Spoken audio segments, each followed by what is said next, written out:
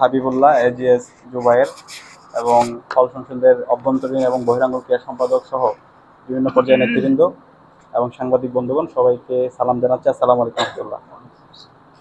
আমরা ডাকসুতে আসার পর থেকে আজকে 2 মাস হচ্ছে। তো আমরা হল সংসদ এবং কেন্দ্রীয় সংসদ আমরা একটা টিম হয়ে কাজ করার চেষ্টা করছি। বিগত সময় কিন্তু এই ধরনের টিম স্পিরিট ছিল না। দেখা গেছে হল সংসদের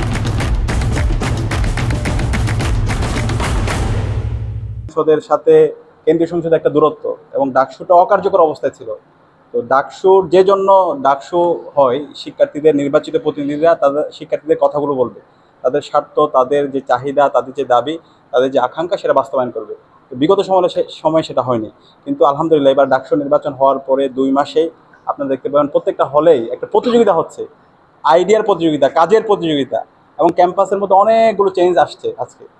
তো প্রত্যেকটা হল সংসদের যারা নির্বাচিত প্রতিনিধি আছে তারা অনেকগুলো ইশতেহার দিয়েছে। কেন্দ্রীয় সংসদের পক্ষ থেকে আমরা অনেকগুলো ইশতেহার দিয়েছি এবং আমি দৃঢ়ভাবে বিশ্বাসী যে ইশতেহারগুলো দিয়েছে এটা খুব দ্রুতই আমরা বাস্তবায়ন করে ফেলবো ইনশাল্লাহ। এবং আমরা যা বলেছি তার সাথে আমরা 5 গুণ বেশি কাজ করবো ইনশাল্লাহ।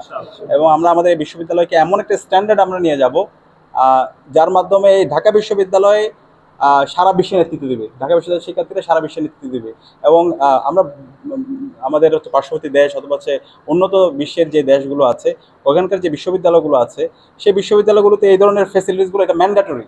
একটা বিশ্ববিদ্যালয় ডরমেটরি একটা হলে জিমনেশিয়াম থাকবে, ওইখানে হচ্ছে স্পোর্টসের যে ইনস্ট্রুমেন্টগুলো আছে এবং ওইখানকার স্টুডেন্টের চিকিৎসা নিরাপত্তা, তাদের খাদ্য নিরাপত্তা, এটা হচ্ছে ম্যান্ডেটরি কাজ বিশ্ববিদ্যালয়ের।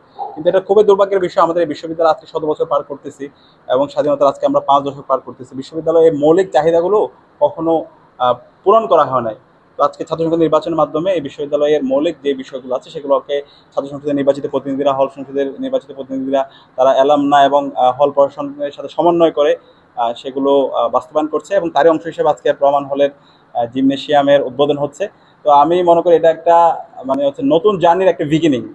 তো এই যাত্রা অব্যাহত থাকবে এবং এখানে আজকে অল্প ইনস্ট্রুমেন্ট আছে।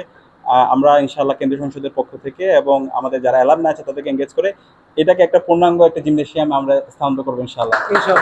একই সাথে আমাদের বিশ্ববিদ্যালয়ের শিক্ষার্থীদের যে মৌলিক সংকট, বিশেষ করে যদি বলি আমাদের এখানকার পড়াশোনার জন্য একজন শিক্ষার্থী সুন্দর একটা টেবিল দরকার, তার একটা সুন্দর খাট দরকার, তার একটা সুন্দর রুম দরকার। তো এই আবাসন সংকট এটা আমরা একদিনও তো পারবো না, কিন্তু আমাদের এটা প্ল্যান আছে এই আবাসন সংকট দূর করার জন্য দীর্ঘমেয়াদী পরিকল্পনা হিসেবে হল নির্মাণ করার জন্য আমরা বিশ্ববিদ্যালয় প্রশাসনকে বাধ্য করবো। ইতিমধ্যে আমরা বিশ্ববিদ্যালয় প্রশাসনের সাথে দফায় দফায় বসেছি। একটা 2850 কোটি টাকার প্রকল্প আছে, খুব দ্রুত সময়ের মধ্যে হল নির্মাণের কাজগুলো শুরু হবে ইনশাআল্লাহ। এবং এফ রহমান হল যেহেতু অনেক প্রাচীন একটি হল, এফ রহমান হলের শিক্ষার্থীদের এই আবাসন সংকট অনেক প্রকট। তো এই আবাসন সংকট প্রায়োরিটি বেসিসে যেন হচ্ছে বিশ্ববিদ্যালয় প্রশাসন এখানে উদ্যোগ গ্রহণ করে, সেটা যেন আমরা বিশ্ববিদ্যালয় প্রশাসনকে বাধ্য করবো। এবং আমি আশা রাখবো এফ রহমান হলের শিক্ষার্থীরা এবং হল সংসদ নেতৃবৃন্দ আমাদের সাথে থাকবে ইনশাআল্লাহ। এবং একই সাথে স্টুডেন্টদের যাদের এক্সট্রিম ফাইন্যান্সিয়াল ক্রাইসিস আছে, আমরা খুব দ্রুতই স্টুডেন্টদের তাদের সাপোর্ট দেওয়ার জন্য বিশ্ববিদ্যালয় প্রশাসন যেন তাদের জন্য স্কলারশিপ ব্যবস্থা করে, অ্যালামনাই যেন স্কলারশিপ ব্যবস্থা করে, সেটা যেন আমরা বিশ্ববিদ্যালয় প্রশাসন এবং অ্যালামনাইদেরকে এনগেজ করে আমরা এই ধরনের একটা উদ্যোগ গ্রহণ করব। আর স্বাস্থ্য নিরাপত্তার জন্য আমরা আমাদের হেলথ ক্যাম্প, আজকে আর্টস ফ্যাকাল্টিতে ছিল হেলথ ক্যাম্প, আমরা প্রত্যেকটা হলে হলে আমাদের এই হেলথ ক্যাম্পগুলোকে আমরা স্থাপন করব।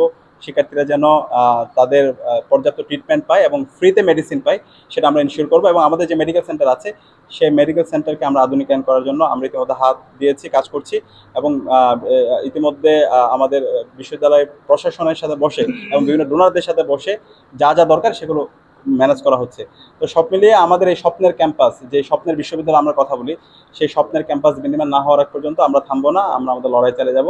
এবং আজকের এই জিমনেশিয়ামের যারা এখানে আপনারা হল সংসদের নির্বাচিত বিপি জিএসএ যেসব যারা এই হল সংসদের অভ্যন্তরীণ এবং বহিরাঙ্গন ক্রিয়া সম্পাদক সহ যারা এটার পেছনে কাজ করেছেন, সবাইকে ধন্যবাদ জানিয়ে আমি আমার কথা শেষ করি।